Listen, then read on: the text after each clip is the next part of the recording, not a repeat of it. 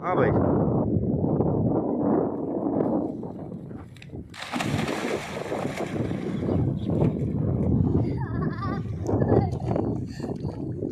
Very good भाई, very good. ये जनाब तमाम लोगों को मैं बता दूं कि हमारे घर के बिल्कुल साथ दरिया चनाब है और दरिया चनाब का ये पानी हमें सारी फसलें डूब गई हैं। आपके सामने मौजूद है। चल भाई बाहर आ जाओ, बाहर आ जाओ, बाहर आ जाओ।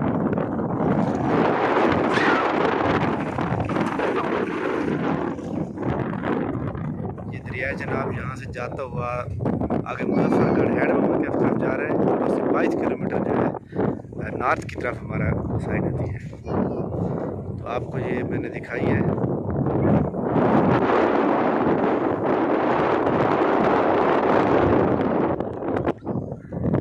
भाई देखो इधर